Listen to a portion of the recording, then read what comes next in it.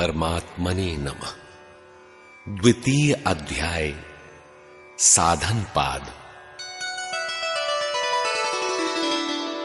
प्रथम अध्याय में योग दर्शनकार महर्षि पतंजलि ने अभ्यास और वैराग्य से साधना का आरंभ बताया। धैर्य पूर्वक इनके सतत अभ्यास द्वारा चित्त वृत्तियां शांत हो जाती हैं। उन्होंने स्पष्ट किया कि अभ्यास किसका करें।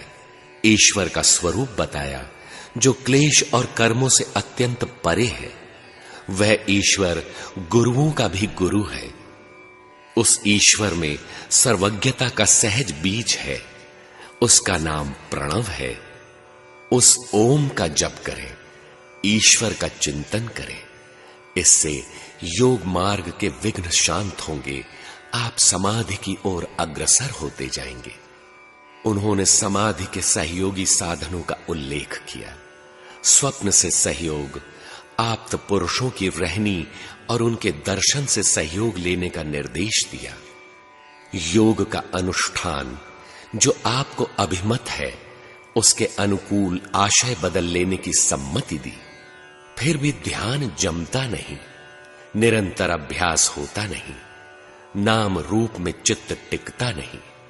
अतः इस द्वितीय अध्याय साधन पाद में संपूर्ण साधन विधि प्रस्तुत करते हैं, जिसमें योग के 8 अंगों का वर्णन लोक विश्रुत है।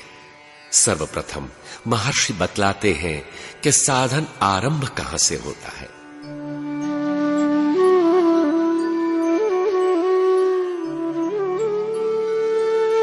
तपः स्वाध्यायीश्वर प्रणिधानानि क्रियायोगः।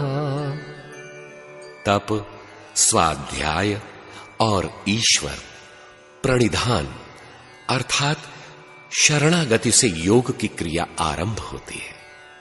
गत अध्याय में महर्षि ने एक ईश्वर का स्वरूप, एक ईश्वर की शरण और उसके नाम का जप बताया। अब प्रस्तुत अध्याय में वे कहते हैं कि मन सहित इंद्रियों को इष्ट के अनुरूप ढालना तप है। अपने मन का स्वयं अध्ययन करना स्वाध्याय है कि मन कितना लगना चाहिए और कितना लगा पाया हूं। आप्त पुरुषों की वाणी के अनुरूप मैं कितना ढल पाया हूं, अभी कितनी त्रुटियां हैं। इस प्रकार स्वयं का अध्ययन करते हुए साधना में अग्रसर होना स्वाध्याय है।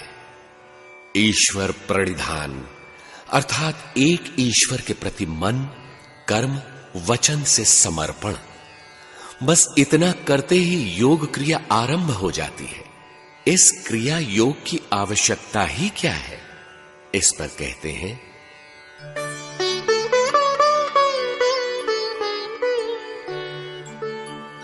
समाधि भावनार्थः क्लेश तनु करणार्थश्च। इन क्रियाओं से समाधि के प्रति श्रद्धा भावना स्थिर हो जाती है तथा क्लेश क्षीण होकर बलहीन हो जाते हैं। जिन क्लेशों को क्षीण होना है वे कौन कौन से हैं?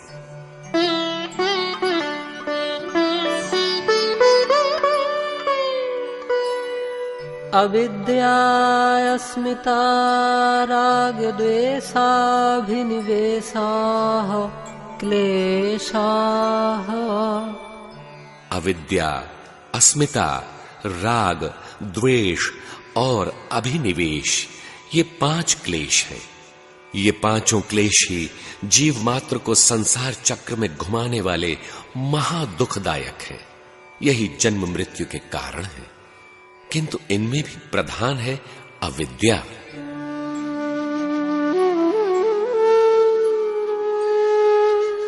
अविद्या क्षेत्रमुत्तरेषाम् प्रसुप्त तनु विच्छिन्नोदाराणाम्।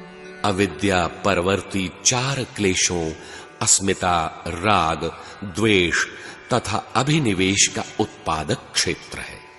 ये क्लेश प्रसुप्त, तनु, विच्छिन्न और उदार इस प्रकार 4 अवस्थाओं में रहते हैं। अस्मितादि सभी क्लेशों का कारण अविद्या है। ये चारों अविद्या से ही जागृत होते हैं। ये चारों मिट भी जाएं, अविद्या बनी रहेगी। यही संत कबीर के प्रस्तुत भजन में भी है। 5 सखी पांचों गुणवंती, 5 में सरबस एकई जनी, बलम संग सोई गई पांचों जनी। क्लेश जब अपना कार्य नहीं करते, वह उनकी प्रसुप्त अवस्था है। इसका यह अर्थ नहीं है कि वे हैं ही नहीं, वे हैं किंतु क्रियाशील नहीं है। उद्दीपन पाने पर वे क्रियाशील हो सकते हैं। उदाहरण के लिए, देवर्षि नारद हिमालय की कंदरा में तप करने लगे। हरि के स्मरण मात्र से एक स्थान पर 2 घड़ी से अधिक न रुक पाने वाले दक्ष के श्राप की गति कुंठित हो गई। तपस्या से इंद्र विचलित हो उठे। उन्होंने मुनि को तपस्या से विरत करने के लिए अप्सराओं को प्रेरित किया, किंतु काम कला कछ मुनि ही न व्यापी। देवर्षि पर कोई प्रभाव नहीं पड़ा। काम ने उपाधि भी दे डाली कि आप जितेंद्रिय हैं, मनोनिग्रही हैं। ऐसा नहीं था कि उन्होंने काम को सदा सदा के लिए जीत लिया था। वह विकार प्रसुप्त था। शील निधि राजा की सुंदर नगरी, सुंदर नर नारी तथा सुंदरी राजकन्या और उसकी हस्तरेखा देखते ही प्रसुप्त विकार जागृत हो गया। वह कहीं गया नहीं था, सुप्त था। इस प्रकार क्लेश कभी प्रसुप्त रहते हैं, कभी योग साधन के फल स्वरूप उनका प्रभाव क्षीण अर्थात तनु हो जाता है। योग साधना द्वारा शनैः शनैः उनकी प्रभावोत्पादकता का ह्रास हो जाता है। तब ये हीन शक्ति वाले क्लेश अर्थात तनु कहलाते हैं। उन क्लेशों का जितना प्रभाव विषयी लोगों पर पड़ता है, उतना प्रभाव वे साधकों पर नहीं डाल पाते। क्लेशों की विच्छिन्न अवस्था तब होती है जब दूसरे क्लेश क्रियाशील रहते हैं। जैसे कोई राग से आप्लावित है तो उस समय उसमें द्वेष दिखाई नहीं देता, वह विच्छिन्न है, वह कहीं गया नहीं है, किंतु उस समय ऐसा आभास होता है मानो दूसरे क्लेश हैं ही नहीं। जिस समय कोई क्लेश अपना कार्य पूर्णतः कर रहा हो, वह उस क्लेश की उदार अवस्था है जो भोग में आकर शांत होने वाला है। यही उसकी उदारता है। इन सभी क्लेशों का मूल कारण जिस अविद्या को इस सूत्र में कहा गया, उसका स्वरूप क्या है?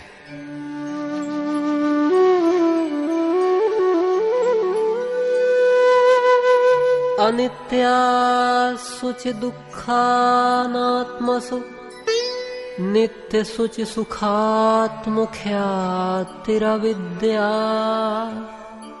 अनित्य, अपवित्र, दुख तथा अनात्मा में क्रमशः नित्य, पवित्र, सुख और आत्म भाव की प्रतीति अविद्या है। सत्य वस्तु है आत्मा, मिथ्या जगत पसार। सत्य अर्थात नित्य, एक रस दृष्टा पुरुष। संसार में शरीर और शरीरों के संबंध अनित्य हैं। इस अनित्य संसार को नित्य मान बैठना अविद्या है। इसी प्रकार जो अपवित्र है, अंततः दुखों का ही कारण है, उसे पवित्र मानना, उसी में सुख की अनुभूति करना अविद्या है। संत कबीर की साखी में है, झूठे सुख को सुख कहे, मानत है मन मोद। जगत चबैना काल का, कुछ मुख में कुछ गोद। भगवान श्री कृष्ण ने गीता में कहा, अर्जुन, आत्मा ही सत्य है और समस्त भूतादिकों के शरीर नाशवान है, इनका अस्तित्व नहीं है, यह सब अनात्मा है। फिर भी शरीरों को आत्मा मानना अविद्या है। यही सब दुख के कारण है।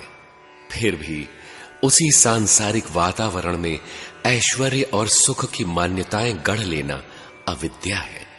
सारांशतः जो परमात्मा नहीं है, उसी को भगवान माने हुए लोग बैठे हैं।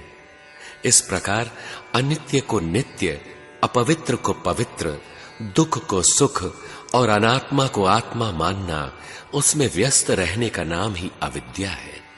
अब शेष क्लेशों में अस्मिता का स्वरूप बतलाते हैं।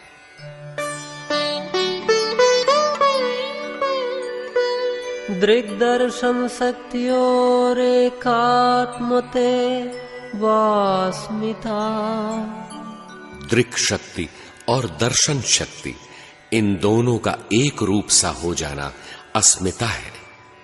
दृक् शक्ति अर्थात दृष्टा पुरुष तथा दर्शन शक्ति अर्थात मन, बुद्धि, चित्त और इंद्रियां जिन उपकरणों पर दृश्य उभरते हैं, इन दोनों की एक रूपता अस्मिता है। दृष्टा चेतन है और उपकरण जड़। दृष्टा अपने को मन, बुद्धि, चित्त इत्यादि मान बैठता है।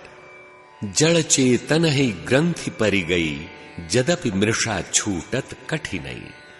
चेतन का जड़ के साथ यही मिश्रण अस्मिता नामक क्लेश है। अब देखें राग।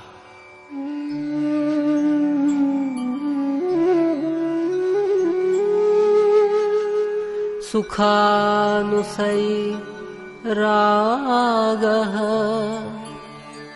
सुख की प्रतीति के पीछे दौड़ने वाले मन के स्वभाव को राग कहते हैं। जिस किसी वस्तु में सुख की प्रतीति होती है, तुरंत उससे लगाव हो जाता है। यह भी एक क्लेश है। अनुकूल पदार्थों में सुख की प्रतीति तथा उसे सदैव भोगने की आकांक्षा, आसक्ति है, यही राग है। यह राग नामक क्लेश सुख की प्रतीति के साथ साथ रहने वाला कहा जाता है। इसी प्रकार द्वेष का स्वरूप देखें।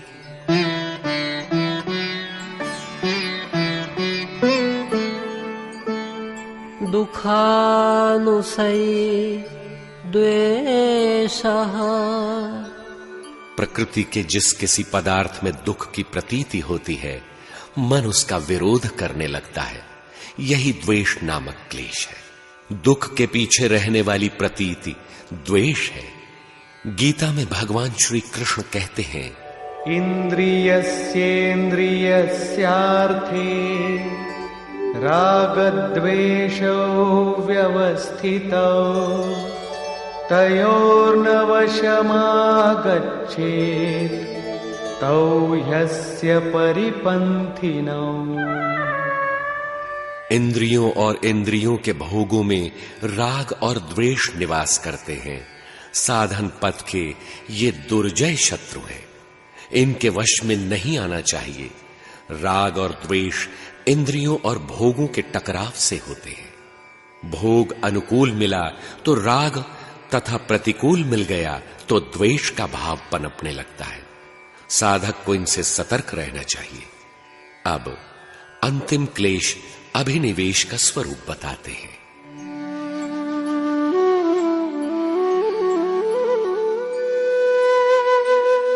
स्वरस्वाही विदुषोऽपि तथारूढ़ोऽभिनिवेशः। पूर्व निवास के प्रति ममत्व अभिनिवेश है, जो मूढ़ों की ही भांति विवेकशील पुरुषों में भी परंपरागत स्वभाव से विद्यमान है। जहां हम पहले निवास करते थे, उसके प्रति खिंचाव, आकर्षण अभिनिवेश है। यह स्वर में प्रवाहित होकर जन्म जन्मांतरों तक पीछा करता है। सांसारिक निवास हमारा घर नहीं है, इसे हमने अपना मान भर रखा है। तवन घर चिटिहे रे भाई, तोहरा आवागमन मिट जाई। कह कबीर निज घर चलो, जहां काल नहीं जाए। गीता में भगवान श्री कृष्ण कहते हैं, अर्जुन ईश्वरः सर्वभूतानां हृदयेशे अर्जुन तिष्ठति। ईश्वर समस्त भूत प्राणियों के हृदय में निवास करता है। उस हृदय स्थित ईश्वर की शरण जाओ। मान लें किसी ने पूर्वाग्रह त्यागा और शरण चला ही गया, तो उससे लाभ? भगवान कहते हैं, तत्प्रसादात् परा शांतिम स्थानम प्राप्स्यसि शाश्वतम। उसके कृपा प्रसाद से तुम परम शांति प्राप्त कर लोगे और उस निवास स्थान को पा जाओगे जो शाश्वत है। यही है आपका घर, जहां आपका जीवन सदैव रहेगा, निवास रहेगा। साधक को इस अभिनिवेश से सतर्क रहना चाहिए। अगले पल प्राप्ति होनी है, किंतु एक पल पूर्व तक यह अभिनिवेश पीछा करता है। पूज्य गुरुदेव को विचरण काल में मधवापुर में चातुर्मास्य करने का निर्देश भगवान से मिला था। वहां महाराज सायंकाल विचरण में निकलते थे। एक गृह के समीप पहुंचने पर मन में आकर्षण होने लगा कि घर में घुस जाएं, मानो यह अपना ही घर हो। 2-3 बार ऐसा ही आकर्षण होने पर आपने इष्ट से जानना चाहा कि ऐसा क्यों होता है। भगवान ने बताया कि पिछले जन्म में 2-2.5 महीने इस घर में जन्म लेकर रहने का संस्कार पीछा कर रहा है। आपको जन्म देने वाली माताजी अभी जीवित है। महाराज जी ने भक्तों से जानना चाहा कि उस घर में क्या किसी 2-2.5 महीने के बच्चे का देहांत हुआ है। गांव में चर्चा हुई। वह वृद्धा मां महाराज जी के पास आई, रो रो कर उस पुत्र के गुणों का वर्णन कर रही थी, किंतु महाराज जी ने अनुभव में प्राप्त संकेतों को प्रकाशित नहीं किया। जीव प्रकृति में जहां जहां भी रहता आया है, पूर्व निवास का आकर्षण उसे खींचता रहता है। चित्त वृत्ति शांत प्रवाहित होने पर निर्बीज समाधि की अवस्था में यह क्लेश भी शांत हो जाता है। केवल अविद्या जीवित रहती है। बीज के शांत होने पर वह भी शांत हो जाता है। कुछ लोग आत्मा के निवास शरीर में ममत्व और मरण भय को अभिनिवेश कहते हैं, किंतु ऐसा कुछ नहीं है। जीव विभिन्न शरीरों की यात्रा ही तो करता चला आ रहा है। किस किस शरीर के प्रति ममत्व रखेगा। भगवान श्री कृष्ण गीता में कहते हैं, अर्जुन तू पंडितों जैसी बातें करता भर है, किंतु पंडित जन जिनके प्राण चले गए और जिनके प्राण नहीं गए, उन सब के लिए शोक नहीं करते। शरीर में जैसे बाल्य, कैशोर, युवा, प्रौढ़ और वृद्धावस्थाएं आती हैं, ऐसे ही अन्य शरीरों का परिवर्तन है। इसमें धीर पुरुष कभी मोहित नहीं होते। योग साधना में महापुरुषों ने यह भय छोड़कर ही प्रवेश लिया है, किंतु जीव जहां अब तक जीवित रहा है, उस पूर्व निवास के प्रति स्वाभाविक खिंचाव अंतिम संस्कार तक पीछा करता है और मूढ़ों की भांति विवेकशील व्यक्तियों में भी पाया जाता है।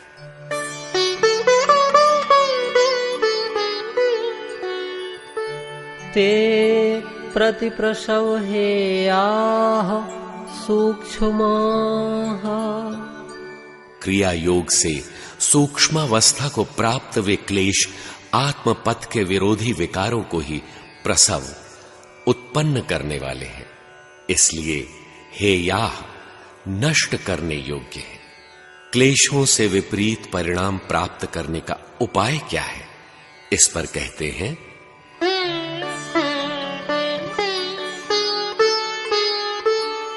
ध्यान हेयास्तद्वृत्तयः।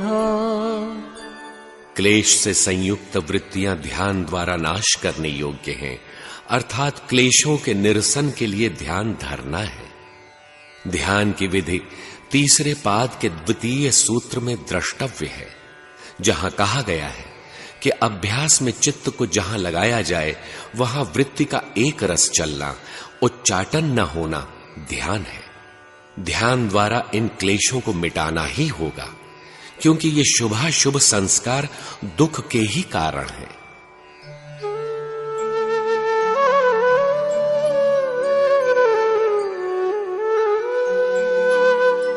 क्लेश मूलः कर्माशयो द्रष्टा दृष्ट जन्म वेदनीयः।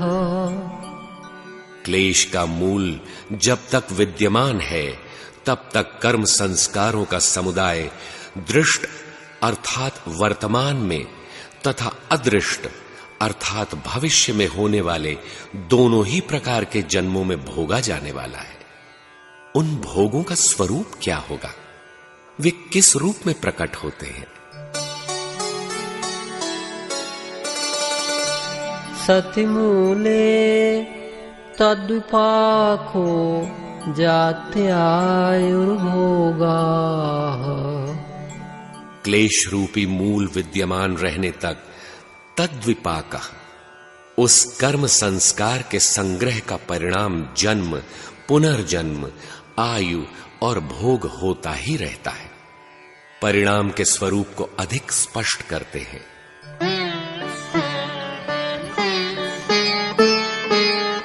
ते ह्लाद परिताप फलाः पुण्या पुण्य हेतुत्वात्।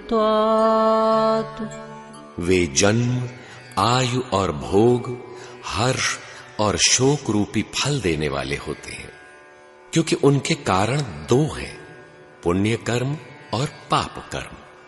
पूर्णत्व की ओर ले जाने वाले कर्म पुण्य कर्म है तथा पतोन्मुख कर्म पाप कर्म है। पुण्य कर्म अक्लिष्ट वृत्ति से संचालित कर्म जन्म, आयु और भोगों में हर्ष प्रदान करते हैं। इसी तरह पाप कर्म क्लिष्ट वृत्ति से संचालित कर्म जन्म, आयु और भोगों के रूप में परिताप प्रदान करते हैं। विवेकियों के लिए सुख की तृष्णा भी दुख ही है।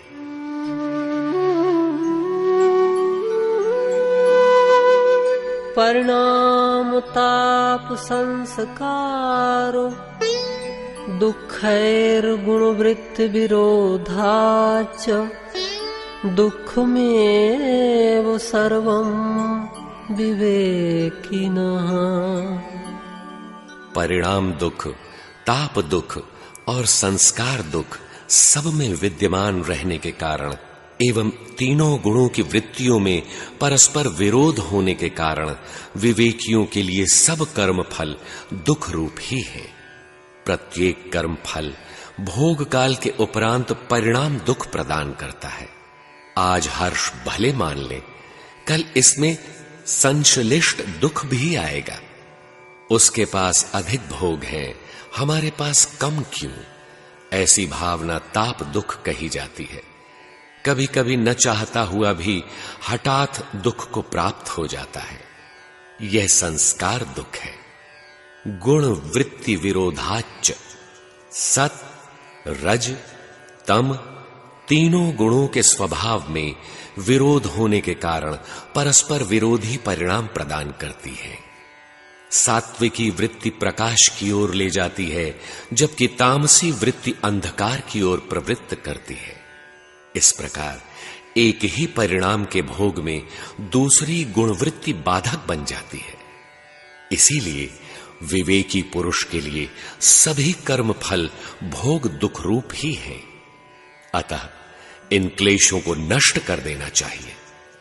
भगवान श्री कृष्ण ने गीता में कहा है, विषयेन्द्रिय संयोगात्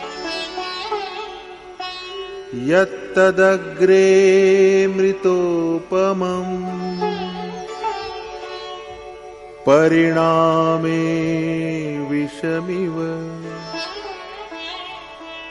तत्सुखं राजसं स्मृतम्। जो सुख विषय और इंद्रियों के संयोग से होता है, वह यद्यपि भोग काल में अमृत के सदृश भासता है, परंतु परिणाम में विष के सदृश है। इसलिए वह सुख राजस कहा जाता है। उपर्युक्त वर्णन से स्पष्ट है कि जन्म, आयु और भोग रूपी सभी कर्म विपाक दुख रूप ही है। इसलिए उसका मूल सहित उच्छेद करना मनुष्य का कर्तव्य है।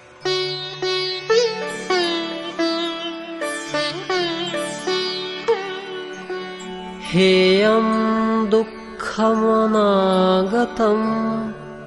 अब कल की बात बना ले रे, जो बीती बीत गई, दुनिया की रीति यही। कर्मों के दुख रूप फल का जो अंश व्यतीत हो गया, वह तो बीत ही गया। कुछ अंश वर्तमान में भोगने में आ रहा है, किंतु जो दुख अभी आया नहीं है, अनागत है, आने वाला है, वह दुख हेय है, नष्ट करने योग्य है। प्रश्न उठता है कि नष्ट कैसे करें, उसकी विधि क्या है?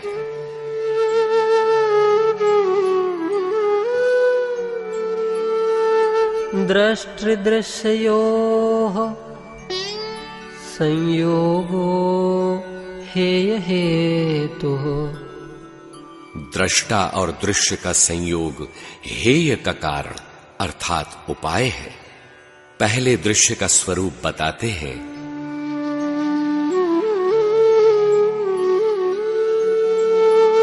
प्रकाश क्रिया स्थित शीलम भूतेन्द्रियात्मकं भोगापवर्गार्थम दृश्यम। प्रकाश, क्रिया और स्थिति जिसका स्वभाव है, भूत और इंद्रियां जिसका प्रकट स्वरूप हैं, पुरुष के लिए भोग और मोक्ष का संपादन करना ही जिसका प्रयोजन है, ऐसा वह दृश्य है। प्रकाश एक परमात्मा में है, प्रकृति में अंधकार है। ईश्वरीय प्रकाश आत्मस्वरूप की ओर ले जाना, प्रकाश का बोध कराना, उसके लिए क्रियाशील करना, योग साधना में लगाना, प्रवृत्त करना और स्थिति दिलाना, दृश्य का यही प्रयोजन है। भूत और इंद्रियां जिसका प्रकट स्वरूप है, जो कुछ भी सृष्टि में दिखाई देता है भूत है। भूत और इंद्रियों द्वारा उसको ग्रहण किया जाता है। पुरुष के लिए भोग और मुक्ति का संपादन करना ही जिसका प्रयोजन है। यह भोग सांसारिक नहीं है। इष्टान भोगान हि वो देवा। इष्ट संबंधी भोग देना दृश्य की विशेषता है। जो भोग आपको अभीष्ट है, उसके संपादन में क्या क्या चाहिए, वह सुविधा प्रदान करना दृश्य का कार्य है। भगवान का भोजन यही है। भोक्तारम यज्ञ तपसाम सर्वलोक महेश्वरम। यज्ञ, तप, स्वाध्याय इत्यादि जो भी इष्टोन्मुखी साधन हैं, उन्हें मैं खाता हूं। यही भगवान का भोजन है। अस्तु, पुरुष के लिए साधनोपयोगी भोगों की व्यवस्था करना तथा अंत में मुक्ति का भली प्रकार संपादन करना, मुक्ति पर्यंत दूरी तय करा देना जिसका प्रयोजन है, वह दृश्य है। यदि प्रकृति ही दृश्य होती तो मोक्ष देती। प्रकृति तो संसार में फंसाने वाली है, उसी से तो हमें मुक्ति पाना है। यहां दृश्य प्रकाश स्वरूप ज्योतिर्मय परमात्मा की प्रेरणा है। प्रकाश, क्रिया और स्थिति जिसका स्वभाव है, वह दृश्य है। भूत और इंद्रियां जिसका प्रकट स्वरूप है, वह दृश्य है। अनुभव में इन भूतों में से जीव जगत से कुछ भी दृश्य आ सकता है जिसे इंद्रियां ग्रहण करती हैं। यज्ञ, तप इत्यादि साधन जुटाना और मुक्ति पर्यंत दूरी तय कराना जिसका प्रयोजन है, वह दृश्य है। यह दृश्य जिस विधि से प्रसारित करते हैं, उस प्रसारण सूत्र का नाम शब्द है। दृश्य मुक्ति का संपादन कैसे करता है, इस पर कहते हैं,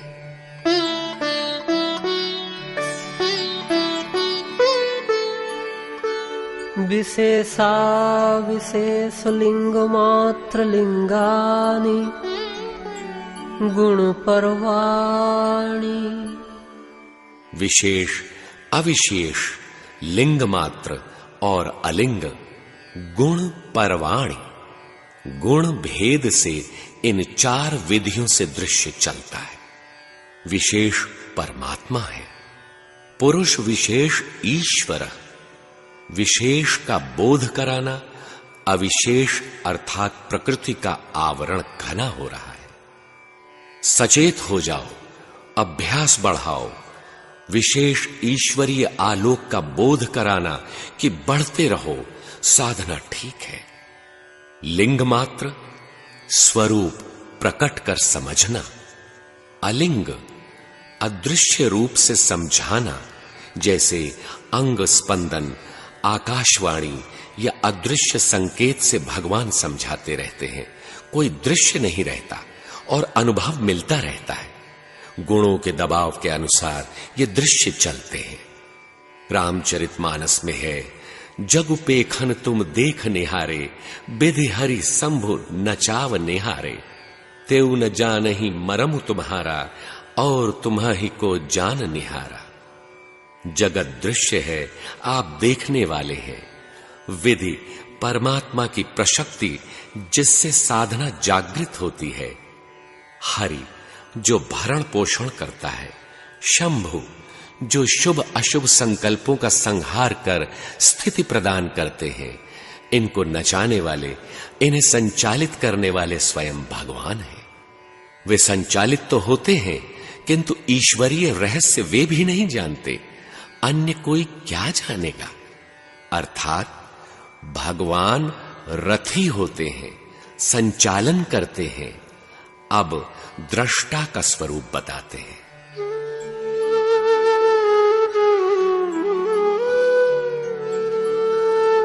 द्रष्टा दृश्यमात्रः शुद्धोऽपि प्रत्ययानुपस्यः।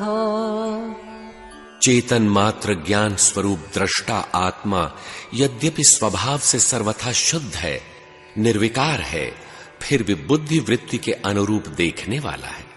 बुद्धि में जैसी वृत्ति है वैसा ही उसका स्वरूप है। दृष्टा देखकर करता क्या है?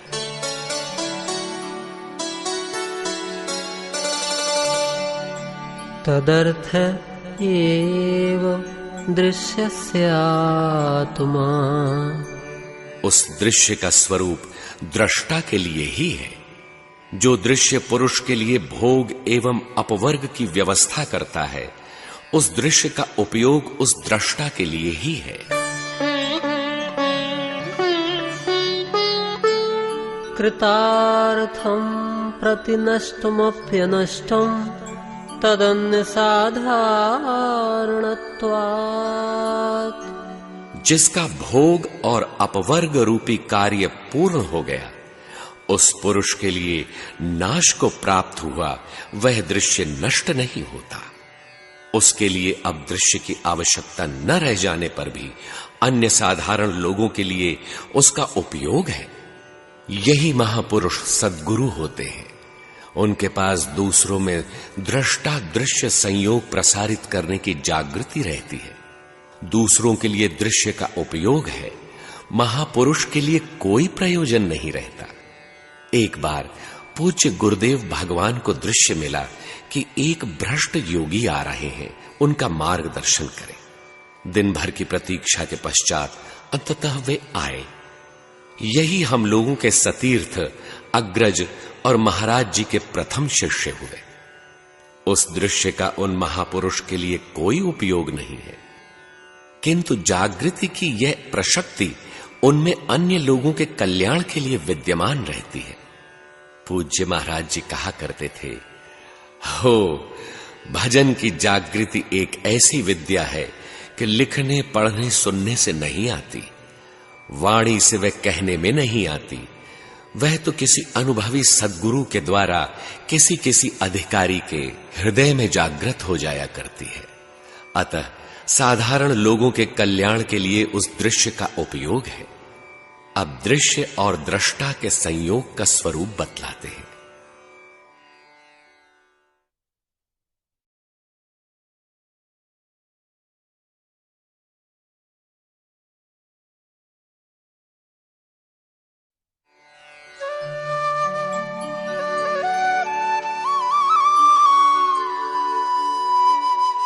स्वस्वामी सत्योः स्वरूपोपलब्धि हेतुः संयोगः। स्वशक्ति जो मुक्ति का संपादन करती है, अर्थात दृश्य, और स्वामी शक्ति अर्थात पुरुष, इन दोनों का मिलन और कार्य करने लग जाना, जो स्वरूप प्राप्ति का कारण है, वह संयोग है। दृश्य और दृष्टा, स्वशक्ति और स्वामी शक्ति कार्य करने लगे, यही है संयोग। इसी से भजन जागृत होता है। संयोग की आवश्यकता क्यों पड़ी? तस्य हेतुः अविद्या। इस संयोग का कारण अविद्या है। अविद्या के मिटने के साथ ही संयोग भी मिट जाता है। मिटी तो अविद्या, संयोग क्यों मिट गया? इसका कारण भी अविद्या ही है। न ये होती न दृष्टा को दृश्य समझाना पड़ता। दृश्य ने अपवर्ग की व्यवस्था कर दी तो कृतार्थ महापुरुष के लिए न तो दृश्य की आवश्यकता है न संयोग की उपयोगिता।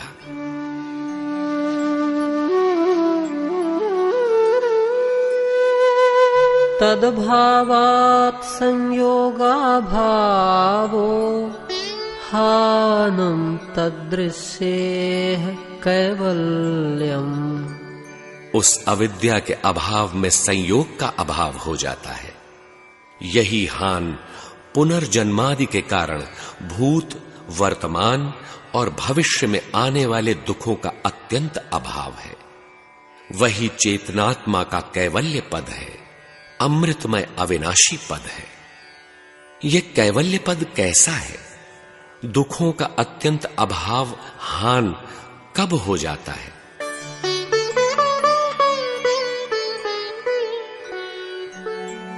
विवेक ख्यातिर विप्लवा हानोपायः। निश्चल और निर्दोष विवेक ज्ञान युक्त हान दुखों के अत्यंत अंत का उपाय है। विवेक ख्याति उस अवस्था का नाम है जब विवेक अपना परिणाम देने की अवस्था पार कर परिणाम दे चुका हो। विवेक ख्याति हान का उपाय है। उस अविद्या के अभाव से संयोग का अभाव हो जाता है। फिर अब भगवान किसे समझाएं, किसे पढ़ाएं? अतः वह संयोग उस महापुरुष के लिए नष्ट हो जाता है। वही हान है, क्योंकि अब न उसके लिए बंधन है न मुक्ति का संपादन शेष है। पुनर्जन्मादि दुखों का अभाव हान है। वही इस चेतनात्मा का कैवल्य है। निश्चल निर्दोष विवेक ख्याति अपनी पराकाष्ठा पर है। यही हानोपाय दुख मुक्ति का उपाय है। उस समय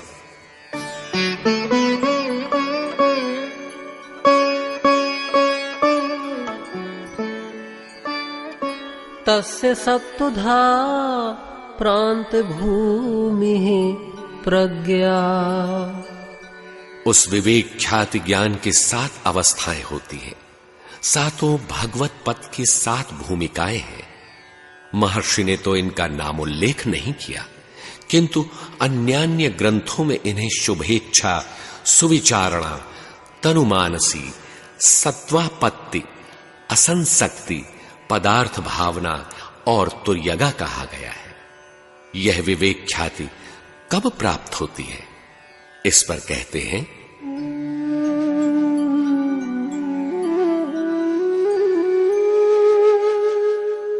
योगांगानुष्ठानाद् अशुद्धिक्षये ज्ञान दीप्तिरा विवेक ख्याते।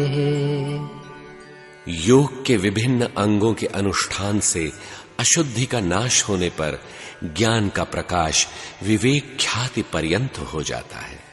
ज्ञान आरंभ में है, मध्य स्तर का है और उन्नत भी है। ख्याति अर्थात ज्ञान भी अपने पूर्ण प्रकाश का अंतिम लक्ष्य दे चुका है। वह है विवेक ख्याति। इसके पश्चात रह जाता है कैवल्य पद। किंतु इन सभी लक्ष्यों की प्राप्ति के लिए योग के अंगों का अनुष्ठान ही एक माध्यम है। अब योग क्या है? इसके कितने अंग हैं?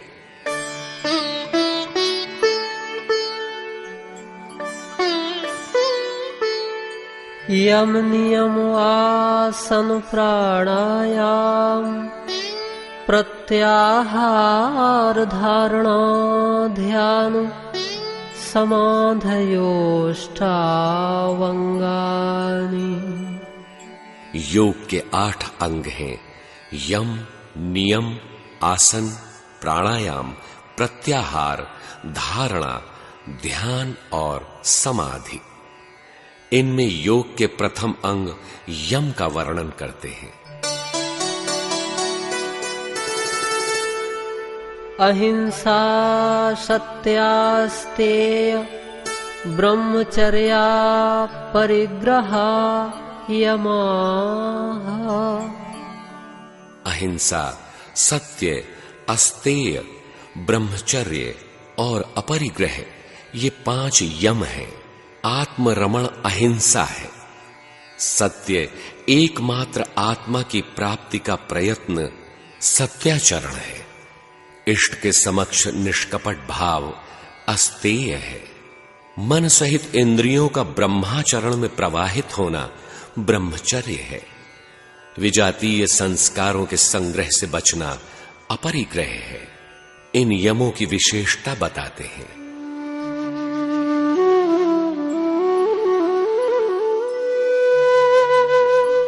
जाति देश काल समयानवच्छिन्नाः सार्वभौमा महाव्रतम्।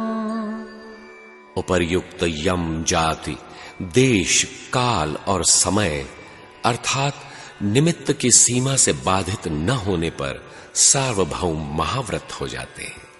चित्त की वृत्तियों का एक प्रकार से दूसरे प्रकार में परिवर्तन जाति अर्थात जन्म है। मनुष्य वैसा ही है जैसा उसके चित्त वृत्ति का प्रवाह है, जिसमें निम्न अवस्था से उन्नत अवस्थाओं का क्रम आता रहता है। काक भुषुंडी को अजगर का तन मिला, कौवे का शरीर मिला, जड़ भरत को मृग का शरीर मिला। भगवान बुद्ध पिछले सैकड़ों जन्मों में विभिन्न योनियों में थे। उन सब में यमों का पालन होता रहा। इस तरह देश में अर्थात नाम, रूप या योग के किसी अंग में जहां चाहे मन को लगा लें। काल अर्थात इतने ही समय में मन लगता है। ब्राह्म वेला में मन ठीक लगता है, दूसरे समय में नहीं लगता। छोटे मोटे निमित्तों अर्थात जैसे किसी अवसर विशेष पर हिंसा नहीं करेंगे या इन तिथियों में ब्रह्मचर्य का पालन करेंगे, इस प्रकार की शर्तें, इनसे यम बाधित नहीं होते। हर समय जब चाहे जहां चाहे निरंतर इन यमों के पालन में मन लगे, उस समय ये यम सार्वभौम हो जाते हैं। सभी योनियों अर्थात भूमियों में, सभी समय में, सब अवस्थाओं में, सभी देशों में, सभी निमित्तों में अबाध रूप से जब इनका आचरण होने लगता है, तब यह महाव्रत कहलाते हैं। यमों का वर्णन कर अब नियमों का वर्णन करते हैं।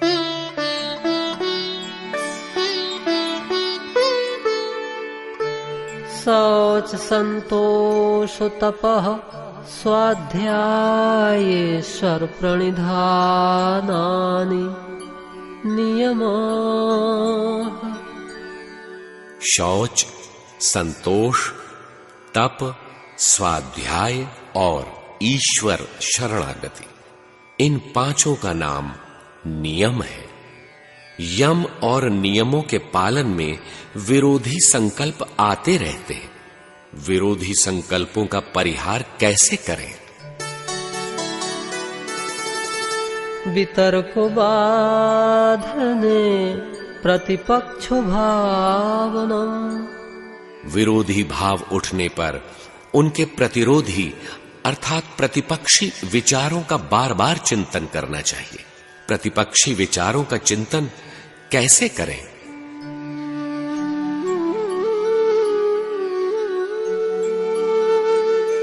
वितर्का हिंसादयः कृतकारितानुमोदिता लोभ क्रोध मोह पूर्वका मृदुमद्याधिमात्रा दुःखा ज्ञानानंतो फला इति प्रतिपक्ष भावनम्। यम नियमों के पालन के समय उनके विरोधी भाव आते हैं। जैसे सत्य के स्थान पर असत्य, अस्तेय के स्थान पर चोरी, ब्रह्मचर्य की जगह वासना, अपरिग्रह में संग्रह, शौच की जगह अशुद्धि, ये विरोधी भाव आते हैं। इन्हें वितर्क, विरोधी तर्क कहा जाता है। ये 3 प्रकार के होते हैं: कृत, कारित और अनुमोदित, अर्थात स्वयं किए हुए, दूसरों से करवाए हुए तथा अनुमोदन किए हुए। विरोधी विचार क्यों आते हैं? इसका कारण लोभ, क्रोध और मोह है। इनसे प्रेरित होकर मनुष्य तपस्या में लापरवाही करने लगता है। इनसे प्रेरित वितर्क की मात्रा किसी में अल्प, किसी में मध्यम तथा किसी किसी को अत्यधिक प्रभावित करती है। इन वितर्कों के प्रतिपक्षी विचारों की भावना करनी चाहिए कि वितर्क के भाव दुख और अज्ञान रूपी अनंत फल देने वाले हैं। ये पुनः नरक की ओर, पतन की ओर ले जाएंगे। यही सब तो अभी तक किया गया, फिर वही। हे मन, तू तो इनसे मुक्त होने के लिए आया है। किस महापुरुष के शरण में हो? क्या अपने साथ गुरु महाराज की विमल कीर्ति पर प्रश्न चिन्ह लगाओगे? मन को इस तरह समझाना प्रतिपक्ष भावना है। अब यम नियमों की पराकाष्ठा बताते हैं।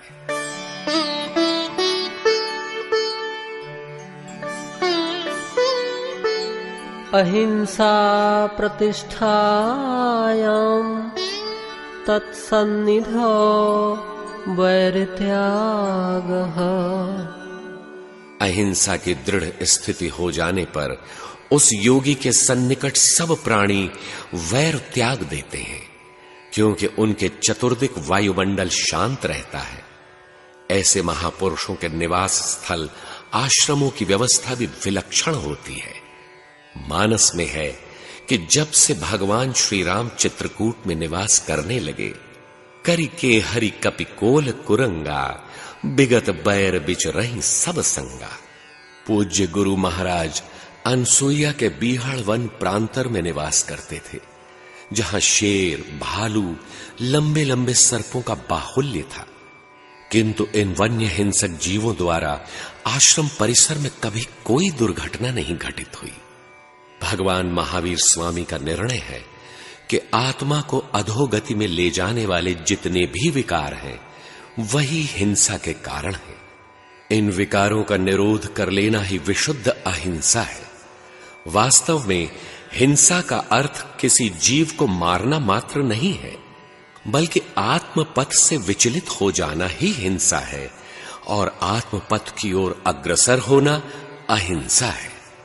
अपने आत्मस्वरूप में प्रवेश जीव का परम कल्याण है। अतः आत्मस्वरूप की सुरक्षा ही अहिंसा है। भगवान श्री कृष्ण ने गीता में स्थान स्थान पर अहिंसा का प्रयोग किया है। योग विधि यज्ञ के 14 लक्षणों में संक्षिप्त व्रत अहिंसा है, जिसका परिणाम सनातन ब्रह्म का दर्शन और स्थिति है। स्वरूप में स्थित महापुरुष क्षेत्रज्ञ हैं, और क्षेत्रज्ञ के लक्षणों में एक है अहिंसा। दैवी संपद जो परम देव परमात्मा में प्रवेश दिलाती है, मोक्ष प्रदान करती है। उनमें इंद्रियों का दमन, मन का शमन, अनुभवी उपलब्धि, वास्तविक जानकारी इत्यादि 26 लक्षणों में एक अहिंसा है। अर्जुन, आत्मा ही शत्रु और आत्मा ही मित्र है। जिस पुरुष के द्वारा मन सहित इंद्रियां जीती गई हैं, उसके लिए उसी की आत्मा मित्र बनकर मित्रता में बरतती है, परम कल्याण करने वाली होती है। जिन पुरुषों द्वारा मन सहित इंद्रियां नहीं जीती गईं, उनके लिए उन्हीं की आत्मा शत्रु है, शत्रुता में बरतती है, अधम और निम्न योनियों का कारण बनती है। इसलिए पुरुष को चाहिए कि अपने द्वारा अपनी आत्मा का उद्धार करे, अधोगति में न पहुंचाए। अहिंसा प्राप्त महापुरुष के सन्निकट इस वैर के कारणों का त्याग हो जाता है, संयम सधता जाता है, आत्मा की स्थिति मिलती जाती है, आत्मोद्धार होता जाता है। यह शिक्षा महापुरुष देते हैं। अतः अहिंसा किसी विरले महापुरुष के क्षेत्र की वस्तु है। ऐसे महापुरुष के चतुर्दिक एक प्रभाव क्षेत्र निर्मित हो जाता है। जैसा काकभुषुंडी आश्रम का प्रभाव था कि व्यापहि तह न अविद्या जोजन एक प्रजंत, वहां का वायुमंडल शुद्ध और शांत हो जाता है। उनकी परिधि में जो भी पहुंच जाता है उसमें भी योग के संस्कारों का सूत्रपात हो जाता है। वैरत्याग, दुनिया में वैरी काटे जाते हैं, अहिंसा में त्यागे जाते हैं। वैरी कौन है? मनुष्य न चाहता हुआ भी किसकी प्रेरणा से पाप का आचरण करता है? भगवान श्री कृष्ण कहते हैं, कामैष क्रोध एष रजो गुण समुद्भवः महाशनो महापाप्मा विद्येनमिह वैरिणम्। अर्जुन, काम और क्रोध अग्नि के सदृश कभी न तृप्त होने वाले दुर्जय शत्रु हैं। ज्ञान और विज्ञान को नष्ट करने वाले ये निरंतर वैरी हैं। महापुरुषों की सन्निधि में इन वैरियों का अंत हो जाता है। परम धर्म श्रुति विदित अहिंसा। सुरत अर्थात मन की दृष्टि जो वायु से भी तेज चलने वाली है, स्थायित्व ले ले। इस निरोध के साथ जो छिपी सत्ता है वह है कल्याण तत्व द्रष्टा आत्मा। उसके स्पर्श के साथ ही जिसे धारण करना था धर्म को, वह कार्य पूर्ण हुआ। यह अहिंसा की पराकाष्ठा है। ऐसे महापुरुषों की दृष्टि पड़ते ही व्यक्ति हिंसा के मार्ग से हटकर अहिंसा की राह पर आ जाते हैं, जैसे वाल्मीकि, अंगुलीमाल इत्यादि। पूज्य गुरुदेव भगवान के सानिध्य में अनसुईया क्षेत्र के दस्युओं की वृत्ति बदल गई। वे भजन करने लग गए। दूसरा यम है सत्य। उसकी पराकाष्ठा कहां तक है?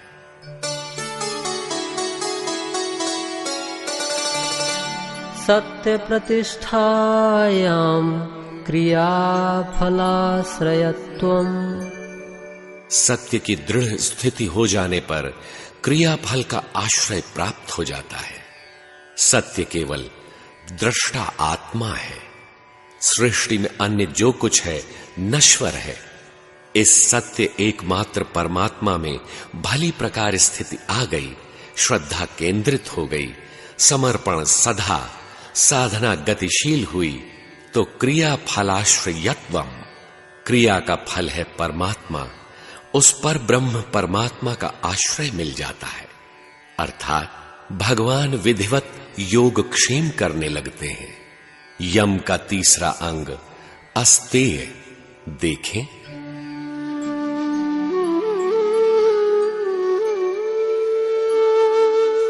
अस्तेय प्रतिष्ठायाम सर्वरत्नोपस्थानम। प्रायः चोरी के अभाव को अस्तेय कहा जाता है। चौर्य वृत्ति का अभाव होते ही योगी के समक्ष सभी रत्नों को प्रकट हो जाना चाहिए। आपके शास्त्रों में समुद्र मंथन से निःसृत 14 रत्नों का उल्लेख है। श्रीमणि रंभा वारुणी, अमीय शंख गजराज, कल्प द्रुम शशि धेनु धनु, धन्वंतरी विषबाज। मान ले अचौर्य वृत्ति दृढ़ हो गई, योगी के समक्ष रंभा या वारुणी प्रकट हो गई तो वह करेगा क्या? उसके शांत एकांत भजन में ये भयंकर विघ्न है। रंभा विश्वामित्र के समक्ष पहुंची तो उनका पतन हो गया। अतः अस्तेय या रत्नों का यह आशय संगत प्रतीत नहीं होता। भगवान महावीर से एक राजा ने प्रश्न किया, भगवान, सदगृहस्थ आश्रम में रहते हुए हम लोगों का कल्याण कैसे हो? उन्होंने बताया, राजन, त्रिरत्न धारण करें। सम्यक दर्शन ज्ञान चरित्राणि। तीर्थंकर अर्थात तीर्थ स्वरूप महापुरुष सद्गुरु का दर्शन करें, उनमें श्रद्धा स्थिर करें, उनसे साधन विधि ज्ञात करें और उसे आचरण में ढालें। यही त्रिरत्न है। पूज्य गुरुदेव कहते थे, सद्गुरु के समक्ष जो हृदय में हो वही जुबान पर हो। हृदय में कुछ और जुबान पर कुछ और, ऐसा साधक कभी सफल नहीं होता। भगवान से कुछ छिपाया भी तो नहीं जा सकता। सबके उर अंतर बसहु, जानहु भाव को भाव। ईश्वर सबके हृदय में निवास करता है, वह भाव को भाव सब जानता है। संकल्प बाद में उठते हैं, भगवान पहले ही बता देते हैं कि कब विजातीय संकल्प आने वाले हैं। वितर्क पैदा हुआ नहीं, परिस्थिति का खतरा आया नहीं, उसके पहले ही भगवान बता देते हैं। साधक तुरंत सावधान हो जाता है। अस्तु, भगवान से कुछ छिपा नहीं है, फिर भी जीव का स्वभाव है, कुछ न कुछ कपट रहता ही है। जब यह दुराव समाप्त हो जाता है तो नवम सरल सब सन छल ही ना हो जाता है। तो साधना में सहायक सभी रत्न विवेक, वैराग्य, शम, दम इत्यादि आवश्यकता अनुसार योगी के समक्ष प्रकट होते रहते हैं। अब ब्रह्मचर्य का परिणाम बताते हैं।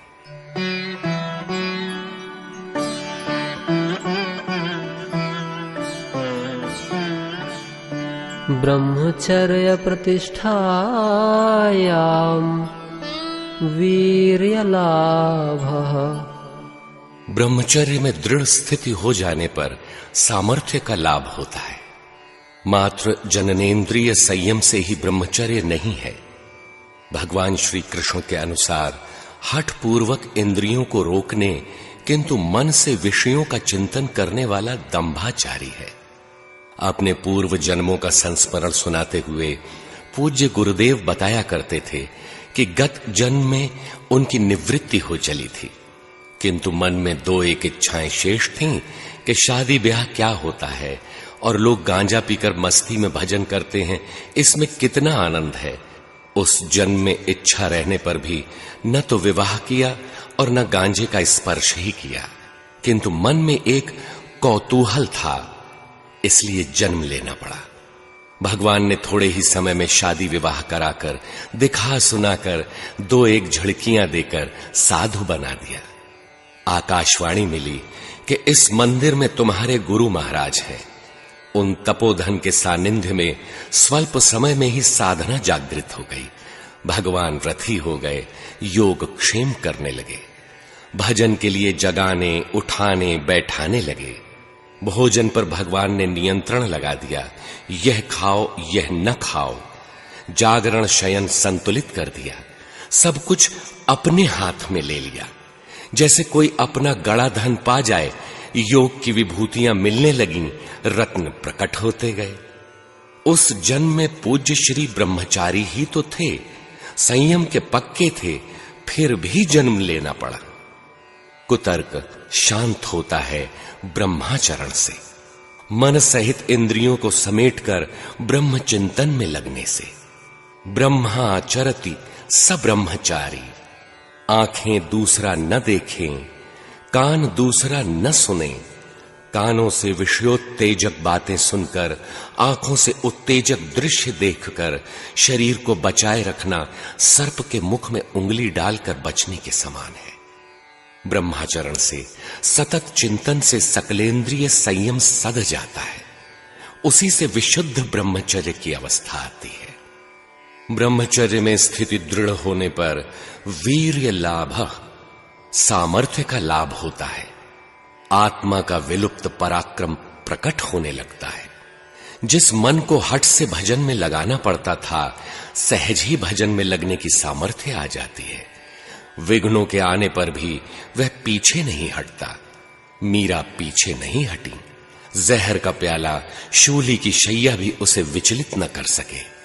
प्रहलाद को जलाने का प्रयास किया गया, समुद्र में डाला गया, हाथियों से कुचलवाया गया, विघ्न आए और निकलते चले गए। साधक में अपने ध्येय पर अडिग रहने की सामर्थ्य आ जाती है। अब उसे प्रयास पूर्वक मन को नहीं लगाना है। नोट: सकलेंद्रिय संयम में भी जननेन्द्रिय संयम ब्रह्मचर्य की अनिवार्य शर्त है। पूज्य गुरुदेव भगवान कहा करते थे कि गृहस्थों द्वारा इस संयम में भूल चूक होने पर भगवान क्षमा कर देते हैं, किंतु साधु वेश में ऐसी भूल हो जाने पर भगवान कभी क्षमा ही नहीं करते। ऐसे पतित साधक के लिए शरीर त्याग ही एकमात्र प्रायश्चित है। अब देखें अपरिग्रह। अपरिग्रह स्थैर्ये जन्म कथंता संबोधः। अपरिग्रह की दृढ़ स्थिति हो जाने पर जन्म कथनता संबोध, पूर्व जन्म कैसे हुए थे इसका भली प्रकार ज्ञान हो जाता है। कुछ लोगों की मान्यता है कि आवश्यकता से अधिक वस्तुओं के संग्रह का अभाव या कुछ भी न रखें अपरिग्रह है। जंगल निवासी आदिवासी जनता प्रातः जीविकोपार्जन हेतु निकलते हैं। दिन भर में जो कुछ अर्जित किया उससे येन केन प्रकारेण उदर पूर्ति ही कर पाते हैं। उनके घर खुले हैं, जमीन पर शयन, संग्रह के नाम पर एल्यूमिनियम के 2-1 पिचके हुए बर्तन, सब के सब अपरिग्रही। पूर्व जन्म तो दूर की बात है, कल क्या बीतेगी इसका भी उन्हें ज्ञान नहीं है। सम्राट होते हुए भी राजर्षि जनक अपरिग्रही थे। अपरिग्रह वस्तु संग्रह से उतना संबंधित नहीं है जितना चिंतन से। चिंतन इतना उन्नत हो जाए कि उसके द्वारा नवीन संस्कारों का संग्रह न हो। नवीन संस्कारों का संग्रह तो होता नहीं, फिर भी चित्त में पुराने संस्कारों के कारण विकलता बनी रहती है, जिससे भले बुरे संकल्प उठने लगते हैं। उस अवस्था में साधक को यह ज्ञात हो जाता है कि पूर्व जन्मों के कितने संस्कार शेष थे, उनका निदान और कब तक उनसे निवृत्ति होगी इसका ज्ञान भी हो जाता है। इस प्रकार यम में स्थिति का परिणाम बताकर महर्षि नियमों के आचरण का फल बताते हैं। नियम 5 है: शौच, संतोष, तप, स्वाध्याय और ईश्वर प्रणिधान। इनमें से प्रथम है शौच।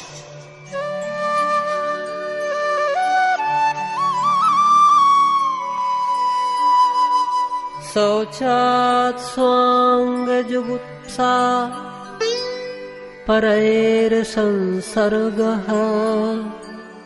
शौच के पालन से अपने अंगों में वैराग्य और दूसरों से संसर्ग न करने की इच्छा बलवती होती है। शौच का अर्थ शरीर की सज्जा, केश विन्यास या प्रसाधन नहीं है। इससे शरीर के अंगों के प्रति वैराग्य की भावना का उदय नहीं होता, प्रत्युत यह ममत्व का ही परिचायक है। कुछ लोगों ने दिन में कई बार स्नान इत्यादि को शौच की संज्ञा दी है, किंतु संतों ने कायिक स्वच्छता को बहुत महत्व प्रदान नहीं किया। पानी ले ले, साबुन ले ले, मलमल काया धोई, अंतर घट का दाग न छूटे, निर्मल कैसे होई। भजन मन से होता है। यह मुख्यतः मानसिक क्रिया है। शरीर को सजाने संवारने से उसका प्रयोजन नहीं है। हमारे गुरु महाराज 6-6 महीने 1-1 वर्ष तक स्नान नहीं करते थे। सदा श्वास में सुरत लगाकर बेगम अर्थात निश्चिंत रहते थे। कोई पूछता तो वह कहते, जब कोई कष्ट नहीं है, नहाने धोने में अकारण समय क्यों नष्ट करें। फिर भी देखने से अनुमान भी नहीं होता था कि इन्होंने स्नान नहीं किया। शौच का अर्थ है मन की शुद्धि, जिसके पालन में अंतःकरण की पवित्रता, मन, दृष्टि, श्रवण, वाणी इत्यादि सर्वत्र पवित्रता आ जाए। शरीर का भान ही न रहे, सुरत चिंतन में लगी रहे। इससे स्वांगों में विरक्ति आ जाती है और परैः असंसर्ग, दूसरों के संसर्ग से दूर रहने की क्षमता आ जाती है। पूज्य महाराज जी जब चिंतन में बैठते थे, कोई आकर उनके पास बैठता, पूज्य चरण बतलाते थे। मन करता था कि यह कितना शीघ्र उठकर चला जाता। क्रमशः लोग दूर होने लगे। दूसरों से असंग रहने की प्रवृत्ति जागृत हो जाती है, अपने अंगों में वैराग्य हो जाता है, स्नान किया है या नहीं भान ही नहीं रहता, शौच से कुछ अन्य क्षमताओं का विकास भी होता है।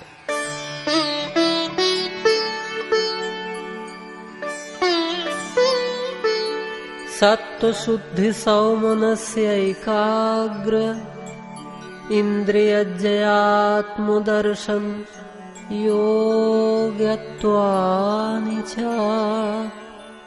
और इसके अतिरिक्त अंतःकरण की शुद्धि, मन में प्रसन्नता, चित्त की एकाग्रता, मन सहित इंद्रियों का वश में होना और आत्म साक्षात्कार की योग्यता आ जाती है।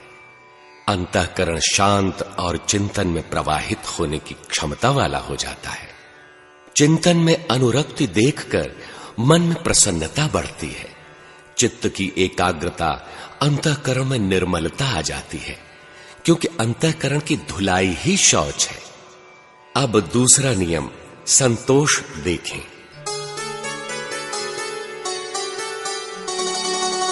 संतोषादनुत्तम सुखलाभः। संतोष से सर्वोत्तम सुख का लाभ होता है, जिससे उत्तम कोई सुख नहीं है। ऐसा सुख मात्र परमात्मा में है। संतोष की पराकाष्ठा में उन प्रभु से तोष मिलने लगता है, जो आनंद सिंधु सुख राशि, सी करते त्रैलोक सुपासी। भगवान आनंद के सिंधु हैं, सुख की राशि हैं। इस आनंद सिंधु की एक बूंद से त्रैलोक्य तृप्त हो जाता है। परिस्थितियों से समझौता संतोष नहीं है। संतोष से कामनाओं का नाश हो जाता है, क्योंकि जब सम उस परमात्मा का तोष मिल गया तो कामना भी किसकी करें। आगे ऐसी कोई सत्ता नहीं जिसकी स्पृहा हो सके। अब तप का सर्वोपरि परिणाम बताते हैं।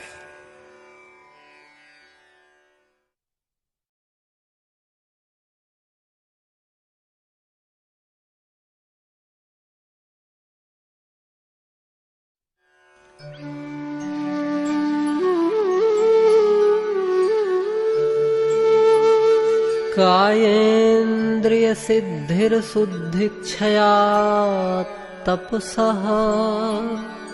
तप के अनुष्ठान से जब अशुद्धि का नाश हो जाता है, तब कायेन्द्रिय सिद्धि, शरीर और इंद्रियों की सिद्धि हो जाती है।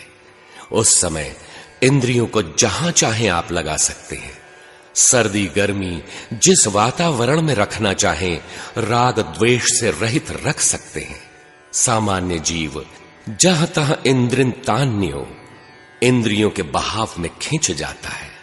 गीता में भगवान कहते हैं कि विषयों में विचरती हुई जिस इंद्रिय के साथ मन रहता है, वह एक ही इंद्रिय अयुक्त पुरुष के मन का अपहरण उसी प्रकार कर ले जाती है, जैसे झंझावात नाव का अपहरण कर उसे डुबो देता है।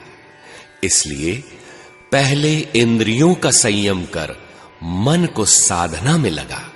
मन सहित इंद्रियों को इष्ट के अनुरूप तपाना तप कहलाता है। अब देखें स्वाध्याय का स्वरूप।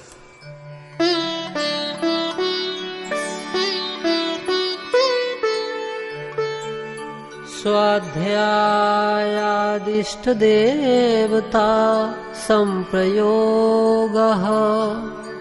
स्वाध्याय का अर्थ है स्वयं का अध्ययन।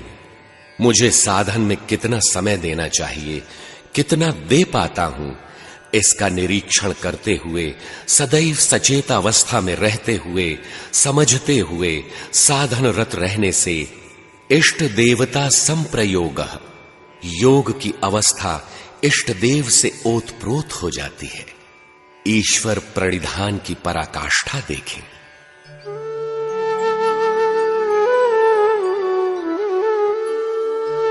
समाधि सिद्धि ईश्वर प्रणिधानात्।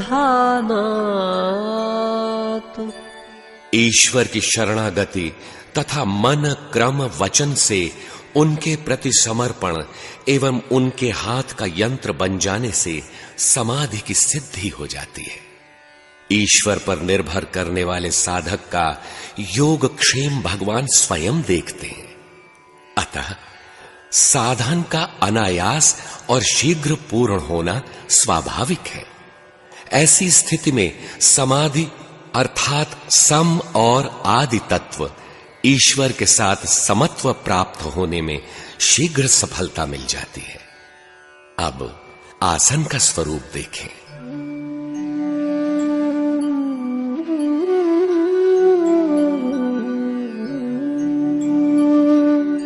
स्थिर सुखम आसनम।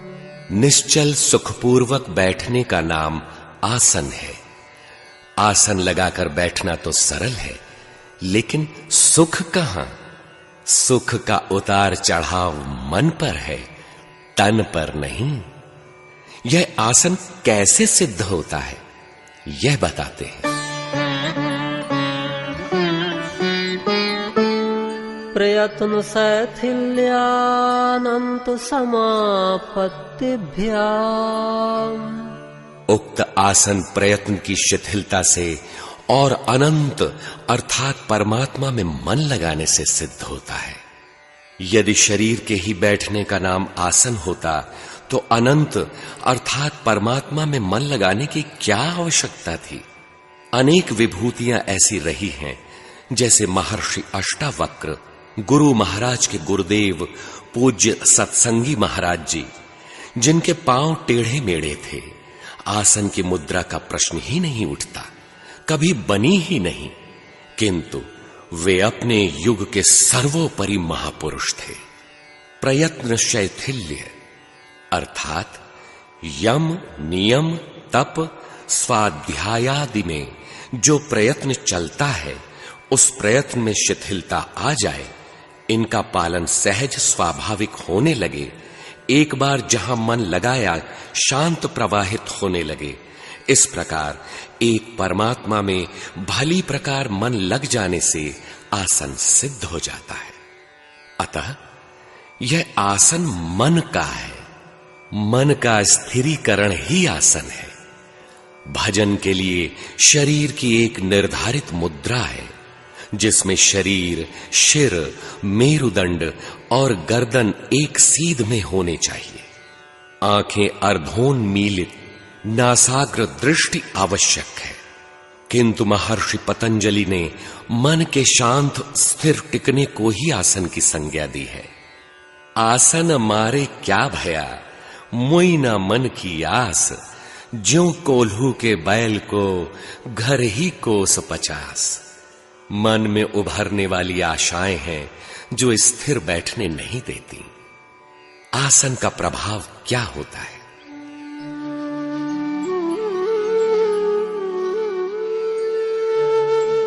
ततो द्वंद्वानभिघातः। आसन सिद्ध होते ही द्वंद्वों का आघात नहीं होता। राग द्वेष, भले बुरे, उद्वेग द्वंद्व हैं जो मन को दुविधा में डाल देते हैं। प्रकृति के विरोधी पहलू से भी उसके हृदय में कोई प्रभाव नहीं पड़ता। उस समय उसकी अवस्था कैसी होती है?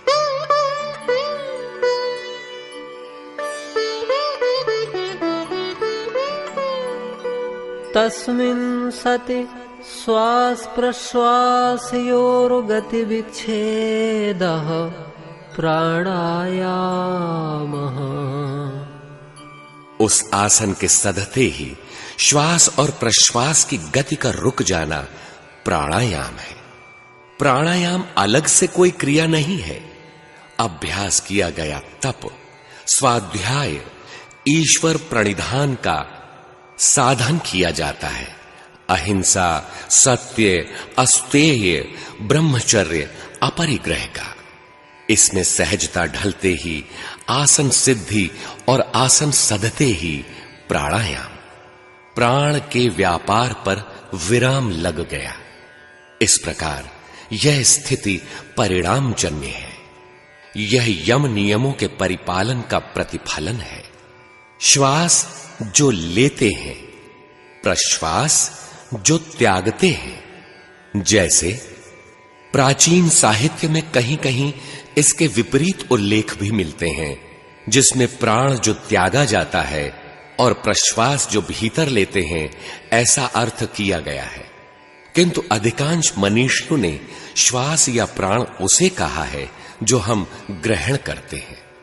आत्म उत्कर्ष के लिए आप लेते हैं विद्या और आत्मा का पतन करने वाली अविद्या त्यागते हैं। इन दोनों की गति पर विराम लग जाना, जब त्यागना और ग्रहण करने की वृत्तियां शांत हो जाएं, श्वास प्रश्वास की गति रुक जाती है। इसी का नाम है प्राणायाम। आसन के सधते ही चित्त वृत्ति शांत प्रवाहित होने लगती है। न भीतर से कोई संकल्प स्फुरित होता है, न बाह्य वायुमंडल के संकल्प भीतर प्रवेश कर पाते हैं। यही कारण है कि ऐसी अवस्था में चित्त शांत और स्थिर हो जाता है। यही श्वास प्रश्वास की गति का रुकना है।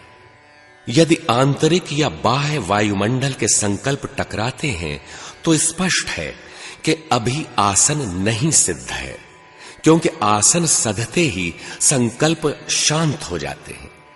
प्राणों के व्यापार पर विराम लग जाता है। प्राण अंतःकरण को कहते हैं। भगवान श्री कृष्ण के अनुसार सर्वाणि इंद्रिय कर्माणि प्राण कर्माणि चापरे आत्म संयम योगाग्नौ जुह्वति ज्ञान दीपिते। संपूर्ण इंद्रियों के कर्मों को इंद्रिय कर्माणि, इंद्रियां कर्म करती हैं। प्राण कर्माणि, प्राण कर्म करते हैं। बाहर इंद्रियां कर्म करती हैं, भीतर अंतःकरण में प्राण कर्म करते हैं। दोनों के कर्मों को ईश्वरीय निर्देशन से प्रकाशित आत्मा में संयम रूपी योगाग्नि में हवन करना योग है। सारांशतः अभ्यास यम नियमों का किया जाता है। इससे आसन की सिद्धि होती है। इसका ही उन्नत स्तर प्राणायाम है। उक्त प्राणायाम की अवस्था कैसे आएगी, इस पर कहते हैं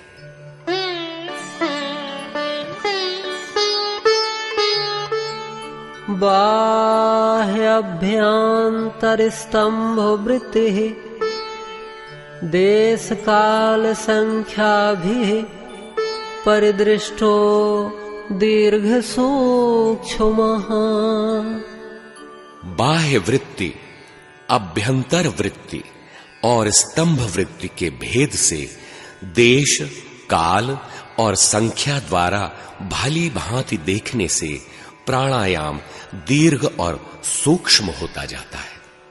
बाह्य वृत्ति प्रकृति की ओर ले जाती है, जो अविद्या से प्रभावित क्लिष्ट वृत्ति है।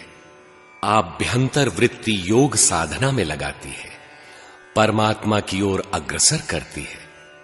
तीसरी वृत्ति स्तंभ वृत्ति है, जिसमें न तो बाह्य चिंतन होता है न आभ्यंतर चिंतन। अतः यह स्थिर वृत्ति है।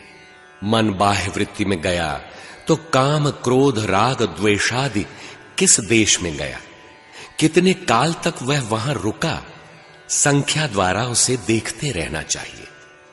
मन यदि आभ्यंतर वृत्ति में गया तो विवेक का विश्लेषण कर रहा है या वैराग्य का, श्रद्धा या समर्पण किस देश में चिंतन कर रहा है, कितने समय तक वहां टिका, वहां से हटाकर उसे स्तंभ वृत्ति में लगाएं। बाह्य वृत्ति से मन को हटाकर आभ्यंतर और स्तंभ वृत्ति में स्थिर करें। आभ्यंतर वृत्ति में भी संकल्प ही तो कर रहा है। इस प्रकार देखते रहने से, सचेत रहने से प्राणायाम दीर्घ और सूक्ष्म होता जाता है। इस प्राणायाम में श्वास से छेड़खानी नहीं करनी है, वृत्ति को देखना है। प्राणायाम का अंतिम स्तर देखें।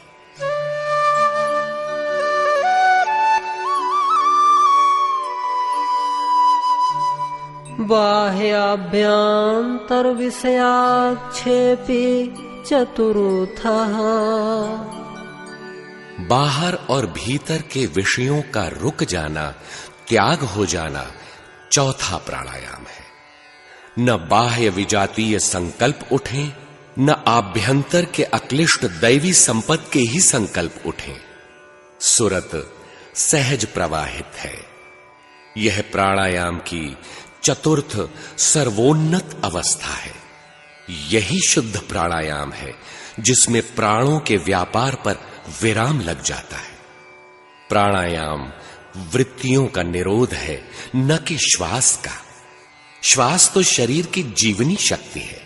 जैसे आंख, कान, नाक क्रियाशील है, वैसे ही श्वास शरीर को शक्ति प्रदान करता है। इसे रोकना, घटाना या बढ़ाना नहीं है। श्वास के साथ भले बुरे संकल्प भी मिश्रित रहते हैं। दोनों ही प्रकार के संकल्पों को ग्रहण न करने की क्षमता प्राणायाम है। प्राणायाम में श्वास को कुछ नहीं करना होता है, केवल चित्त को विषयों से हटाना है। श्वास तो बच्चों में बच्चों जैसी, वृद्धों में वृद्ध जैसी, प्रौढ़ों या युवकों में उनके आयु के अनुपात में चलती ही है। इसमें छेड़खानी करने से बीमारी हो सकती है। चित्त बाह्य आभ्यंतर से स्तंभ वृत्ति में स्थिर करे। विषयों का शांत हो जाना, चित्त का शांत प्रवाहित स्थिर होकर चलना प्राणायाम है। इससे लाभ ततः क्षीयते प्रकाशावरणम्। प्राणायाम के सधने से बाह्याभ्यंतर विषय शांत हो गए। प्राण का व्यापार शांत प्रवाहित हो गया। प्राणों के व्यापार में विराम लग गया। प्राण एक आयाम में स्थिर हो गया। इस प्राणायाम से ज्योतिर्मय परमात्मा और साधक के बीच जो आवरण बाह्य या आभ्यंतर वृत्तियों का था, वह आवरण क्षीण हो जाता है। रहता अवश्य है, किंतु वह आवरण निष्प्राण हो जाता है। इस प्राणायाम से एक अन्य लाभ भी है।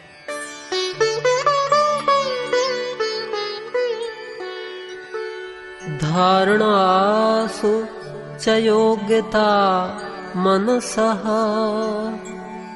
प्राणायाम से मन में धारण करने की योग्यता आ जाती है। आज आप ध्यान में रूप धारण करने का प्रयास करते हैं या मन को नाम में लगाते हैं, किंतु थोड़ी ही देर में आप पाते हैं कि नाम या रूप मन से भाग जाते हैं। मन में धारण करने की क्षमता का अभाव पाया जाता है, किंतु प्राणायाम के सधते ही मन में धारण करने की योग्यता आ जाती है, जिससे नाम, रूप या योग साधना के किसी भी अंग में मन का संयम सहज हो जाता है। इससे उन्नत स्तर है प्रत्याहार।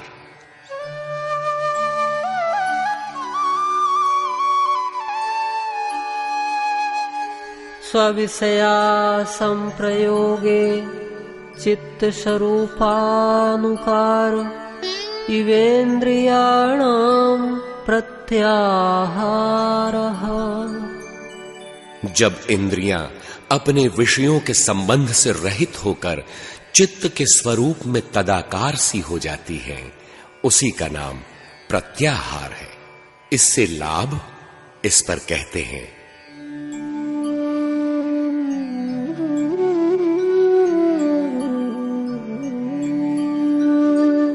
ततः परमा वश्यतेन्द्रियाणाम्। उस प्रत्याहार से इंद्रियों पर पूर्ण विजय मिल जाती है।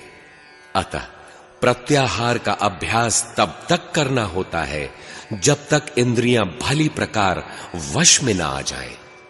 जब इंद्रियां भली प्रकार वश में आ जाती हैं, उनमें भले बुरे संकल्प नहीं आते। यही जितेंद्रिय पुरुष के लक्षण है। इस प्रकार दूसरा पाद, साधन पाद, यहीं संपन्न होता है। निष्कर्ष, साधन पाद में महर्षि ने बताया कि साधना आरंभ कहां से होती है। एक ईश्वर के प्रति समर्पण, मन सहित इंद्रियों को इष्ट के अनुरूप तपाना अर्थात तप और स्वाध्याय, स्वयं का अध्ययन कि वृत्ति में योग विधि को कितना धारण कर पाए और कितनी त्रुटि रही, इस प्रकार अध्ययन करते हुए अग्रसर होने से योग क्रिया आरंभ हो जाती है। इस योग क्रिया के प्रभाव से क्लेश हल्के हो जाते हैं, क्षीण हो जाते हैं, तनु बलहीन हो जाते हैं और समाधि की भावना परिपुष्ट हो जाती है। जो क्लेश क्षीण होते हैं उनके नाम हैं अविद्या, अस्मिता, राग, द्वेष और अभिनिवेश। ये 5 क्लेश हैं। ये पांचों क्लेश जब कार्य नहीं करते तो प्रसुप्त, कभी तनु बलहीन, कभी विच्छिन्न जैसे हैं ही नहीं और कभी उदार अवस्था में रहते हैं। एक क्लेश के उदार होने पर दूसरा विच्छिन्न सा प्रतीत होता है, जबकि वह यथावत है।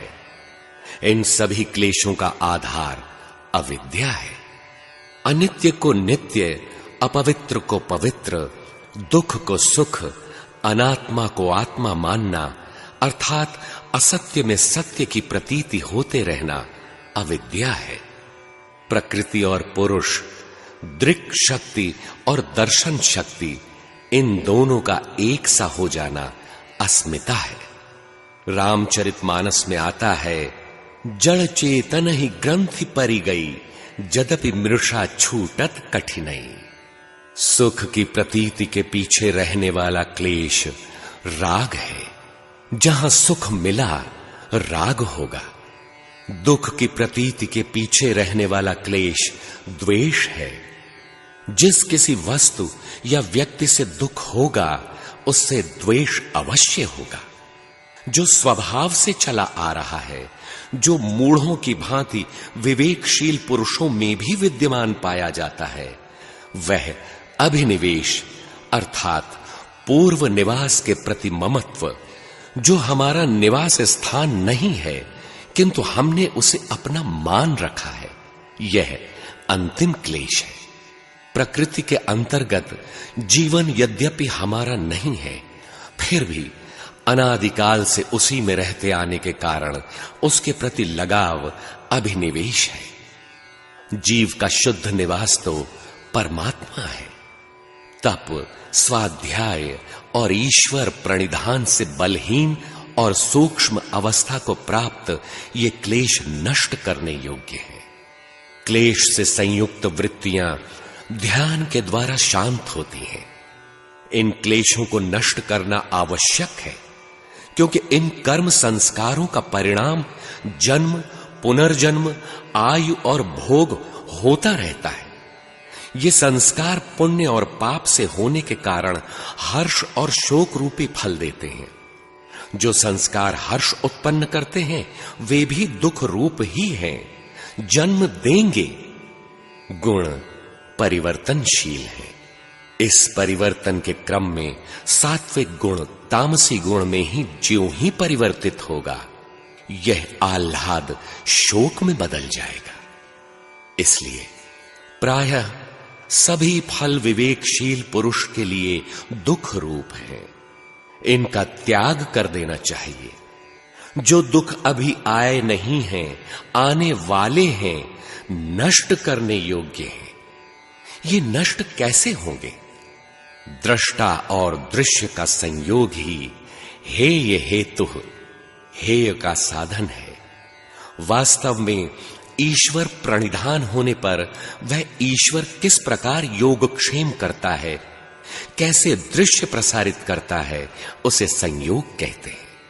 वह दृश्य नाम, रूप या योग के विभिन्न अंगों के अनुष्ठान को सही दिशा देने वाला है। इसके बिना क्लेश नष्ट होते ही नहीं। उस दृश्य और दृष्टा का मिलन संयोग है। यह मिलन ही हेय का साधन है। उन्होंने दृश्य का स्वरूप बताया जो प्रकाश, क्रिया और स्थिति स्वभाव वाला है।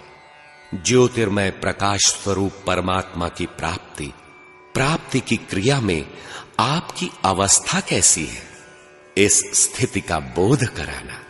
पुरुष के लिए भोग और मुक्ति का संपादन करना ही जिसका प्रयोजन है। यह दृश्य जीवित प्राणियों और इंद्रियों के द्वारा ही स्वरूप प्रकट करता है। यह दृश्य प्रकृति के अंतर्गत नहीं है, क्योंकि यह दृष्टा के संसर्ग से संचालित है। दृश्य 4 रूपों में प्रसारित होता है: विशेष, अविशेष, लिंग और अलिंग। पुरुष विशेष ईश्वर दृश्य बताता है कि विशेष के परिवेश में आपकी पहुंच कैसी है। अविशेष प्रकृति है। दृश्य से सूचना मिलती है कि प्रकृति का कितना दबाव आपके ऊपर है। कभी यह दृश्य मूर्त रूप में अर्थात लिंग रूप में प्रकट होता है और कभी भगवान अमूर्त होकर समझाते हैं। आकाशवाणी, अंग स्पंदन आदि जिसके कई रूप हैं। दृष्टा आत्मा चेतन ज्ञान स्वरूप और स्वभाव से सर्वथा शुद्ध है, निर्विकार है, किंतु बुद्धि वृत्ति के अनुरूप देखने वाला है। बुद्धि में वृत्तियों का जैसा दबाव है, उसी आधार से यह दृश्य प्रसारित करता है। दृश्य का प्रयोग केवल दृष्टा के लिए है, किंतु जिस पुरुष का भोग और अपवर्ग रूपी कार्य पूर्ण हो चुका है, उस पुरुष के लिए इस संयोग का कोई उपयोग नहीं रह जाता, फिर भी यह नष्ट नहीं होता। अन्य साधारण व्यक्तियों के मार्गदर्शन के लिए उसका उपयोग बना रहता है। उसके हित के लिए इस जानकारी का सूत्रपात उसे महापुरुष के माध्यम से होता रहता है। यह संयोग है क्या? स्वस्वामी शक्तियोः स्वरूपोपलब्धि हेतु संयोग। स्वशक्ति अर्थात दृश्य जो मोक्ष दिलाता है और स्वामी शक्ति पुरुष इन दोनों के स्वरूप की उपलब्धि संयोग है। यह दोनों साथ साथ कार्य करें, हमें उपलब्ध हो, हमारे साथ इनका संयोग हो, इनका मिलना संयोग है। इस संयोग के बिना साधन जागृत ही नहीं होता। संयोग का कारण अविद्या है। अविद्या के नष्ट होते ही संयोग भी नष्ट हो जाता है। यही हान है। पुनर्जन्मादि दुखों का अत्यंत अभाव है। यही चेतन आत्मा का कैवल्य पद है। गुरुदेव कहते थे, हानि हो जिससे 84 अर्थात अंडज, पिंडज, स्वेदज और उद्भिज, इन 4 रूपों में प्रसारित अनंत सृष्टि का अंत हो जाना, भव बंधन का छूट जाना हान है। यह हान विवेक ख्याति से आता है। विवेक ज्ञान के समय साधना ज्ञान की 7 भूमिकाओं से होकर गुजरती है। 7 में दक्षता आ जाने पर अशुद्धि का अंत होकर ज्ञान का प्रकाश हो जाता है। विवेक ज्ञान की प्राप्ति योग के अनुष्ठान से होती है, जिसके 8 अंग यम, नियम, आसन, प्राणायाम, प्रत्याहार, धारणा, ध्यान और समाधि है। यम 5 हैं: अहिंसा, सत्य, अस्तेय, ब्रह्मचर्य और अपरिग्रह। सतत अभ्यास से देश काल और जन्मादि की सीमा से ऊपर उठते ही ये यम सार्वभौम और महाव्रत बन जाते हैं। चिंतन द्वारा वृत्तियों का एक प्रकार से दूसरे प्रकार में परिवर्तन और उत्कर्ष जन्म परिवर्तन है। उत्कर्ष जिस स्तर तक है वैसा ही जन्म भविष्य में मिलता है। जन्म परिवर्तन से यमों के पालन में व्यवधान नहीं पड़ता, तब वे महाव्रत हो जाते हैं। यम सध जाने पर नाम रूप किसी भी देश में चित्त लगाने से तत्क्षण सुरत लग जाती है। गर्मी सर्दी इन यमों के पालन में बाधक नहीं रह जाते। यम इन अवरोधों से बाधित न होने पर, इससे ऊपर उठ जाने पर सार्वभौम कहलाते हैं। योग का दूसरा अंग नियम शौच, संतोष, तप, स्वाध्याय और ईश्वर शरणागति का समुच्चय है। वितर्क अर्थात विजातीय तर्क इन नियमों के पालन में बाधा डालते हैं।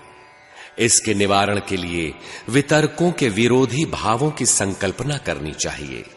यम नियमों के परिपालन से भजन में शांत, स्थिर, सुखपूर्वक बैठने की क्षमता आती है। जो योग का तृतीय अंग है, आसन, योगासन के नाम पर समाज में तरह तरह के शारीरिक व्यायाम सिखाए जा रहे हैं, जबकि योग से उनका दूर का भी संबंध नहीं है। योग सम्मत आसन यम नियमों के सहज ढल जाने के कारण उनके पालन में प्रयत्न की शिथिलता आने और परमात्मा में मन लगाने से संपन्न होता है। यदि बाह्य शारीरिक व्यायाम ही आसन होता तो परमात्मा में मन लगाने की क्या आवश्यकता थी। आसन सधते ही द्वंद्वों का आघात नहीं लगता। इसके उपरांत प्रकृति में ऐसा कुछ भी नहीं है जो साधक को विचलित कर सके। राग द्वेषादि द्वंद्व साधक पर अब प्रभाव नहीं डाल पाते। आसन की परिपक्वता में श्वास प्रश्वास की गति का रुक जाना प्राणायाम है। किया गया था आसन और अवस्था प्रकट हो गई प्राणायाम की। जब आसन में सुखपूर्वक सुरत स्थिर हो जाती है, उस समय श्वास जो हम लेते हैं अर्थात सजातीय प्रवृत्ति, अक्लिष्ट वृत्ति, और प्रश्वास अर्थात जो हम आप बाहर निकालते हैं, त्यागते हैं, विजातीय प्रवृत्ति, क्लिष्ट वृत्ति, इन दोनों का नियंत्रण हो जाता है। श्वास एक निर्धारित आयाम में अर्थात नाम या रूप में प्रवाहित होने लगती है। इसी का नाम प्राणायाम है। यम नियमों के परिपालन से आसन की अवस्था आई और आसन सधते ही प्राणायाम की स्थिति प्रकट हो गई। प्राणायाम के 4 क्रमोन्नत सोपान है। बाह्य वृत्ति, आभ्यंतर वृत्ति, स्तंभ वृत्ति प्राणायाम देश काल और संख्या द्वारा देखा जाता हुआ दीर्घ और सूक्ष्म होता जाता है। बाह्य वृत्ति प्रकृति की ओर देखती है। आभ्यंतर वृत्ति ईश्वर पथ में योग साधना के अंग प्रत्यंगों का विश्लेषण करती है। चिंतन बाह्य वृत्ति का है तो काम, क्रोध, लोभ इत्यादि किस देश में कितने समय तक रुका, वहां से उसे हटाकर स्तंभ वृत्ति में लगाएं। इसी तरह आभ्यंतर वृत्ति में गया चित्त विवेक, वैराग्य, शम, दम किस देश में कितने समय तक रुका संख्या द्वारा ज्ञात करें और वहां से हटाकर स्तंभ वृत्ति में लगाएं। इस प्रकार निरीक्षण करने से एक स्तर ऐसा आता है कि बाह्य आभ्यंतर विषयाक्षेपी चतुर्थ, बाह्य और आंतरिक विषयों का सर्वथा रुक जाना चौथा प्राणायाम है। प्राणायाम संपन्न होते ही प्रकाश स्वरूप परमात्मा और साधक के बीच पड़ा वृत्तियों का आवरण क्षीण हो जाता है। ईश्वर प्रतिभासित होने लगता है। मन में स्वरूप को धारण करने की क्षमता आ जाती है। आरंभिक अवस्था में साधक का मन नाम या रूप में टिकता नहीं। प्राणायाम के सधते ही यह विचलन समाप्त हो जाता है। नाम या रूप में कहीं भी सूरत स्थिर करना चाहे कर सकेंगे। योग का 5वां प्रस्तर है प्रत्याहार।